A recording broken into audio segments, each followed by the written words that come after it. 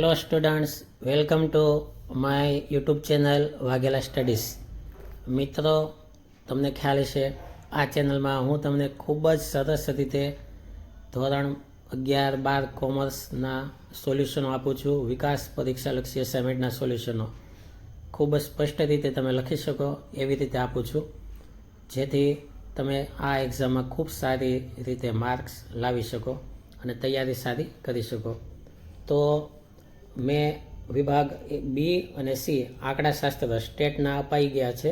હવે આ section D આંકડાશાસ્ત્ર ધોરણ 12 મારી ચેનલને તમે સબસ્ક્રાઈબ ન કરી હોય તો કરી નાખજો. તમારા મિત્રોને કહેજો, શેર કરજો, મોકલજો, જેથી કરીને દરેક વિદ્યાર્થી સારો લાભ લઈ શકે. હવે વિભાગ ડીની વાત લઈએ તો પ્રકરણ 1 તેમાં સૂચકાંક શોધવાનો છે અને અચલ આધારે શોધવાનો છે. તો જે શોધેલો છે દરેક દાખલાને 3 માર્ક છે. દાખલો બીજો, તેમાં પણ સૂચકાંક પરથી પરંપરિત આધારનો સૂચકાંક મેળવવાનો છે, જે ફેરવીને બતાવેલો છે. ત્યારબાદ દાખલા નંબર 3, તેમાં અચલ આધારે સૂચકાંક ગણવાનો છે. તો અચલ આધારે સૂચકાંક આપેલો પરંપરિત આપેલો છે અને એમાંથી અચલ આધારે શોધવાનો છે. ત્યારબાદ દાખલા નંબર 4, તેમાં અલગ અલગ 4 વસ્તુઓ અપાયેલી છે. આ 4 વસ્તુઓના ઉત્પાદનમાં અમુક ટકાનો વધારો થાય છે. તો 100 સાથે ગુણાકાર કરીએ એટલે તેનો સૂચકાંક આવી જશે. ત્યારબાદ દાખલા નંબર 5, જો આ વિડીયોને સારી રીતે સમજજો, લખજો.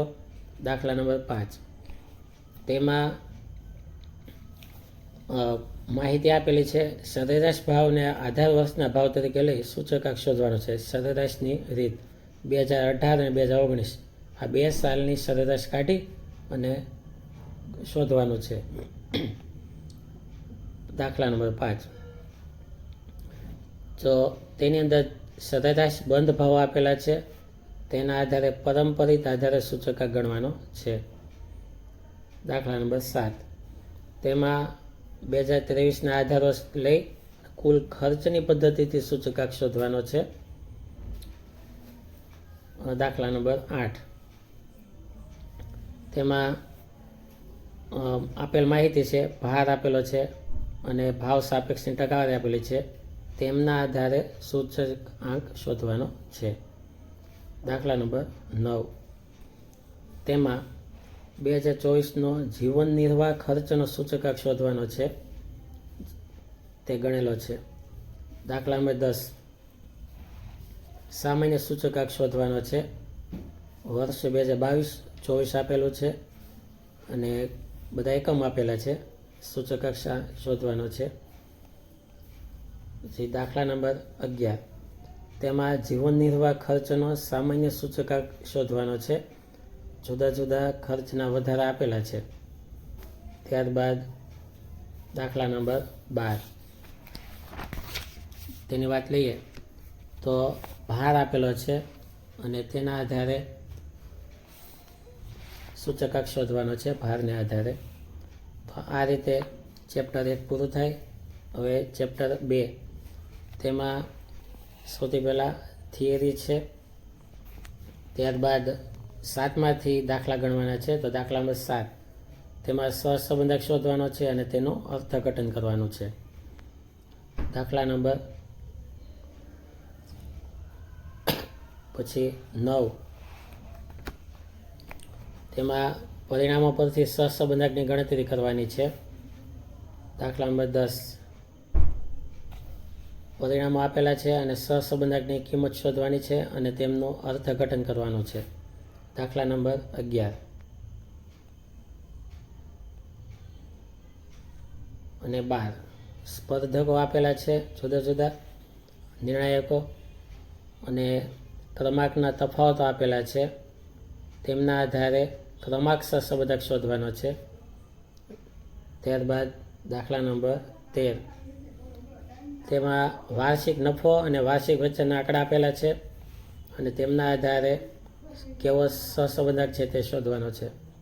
દાખલા નંબર 14, તેમાં વિકર્ણ આકૃતિ દોરવાની છે અને કુટુંબો માટે માસિક બચત અને માસિક ખર્ચ વચ્ચે સંબંધ શોધવાનો છે.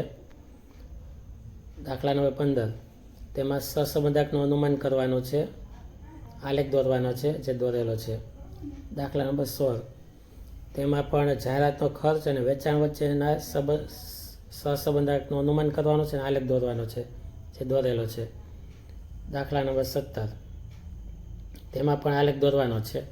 18માં પણ આલેખ દોરવાનો છે. તો અહીં ચેપ્ટર 2 પૂરું થાય. હવે પ્રકરણ 3, દાખલો 1, તેમાં નિયત સંબંધ રેખા મેળવવાની છે અને વાર્ષિક નફો ₹50 લાખ હોય ત્યારે વહીવટી ખર્ચનું અનુમાન કરવાનું છે.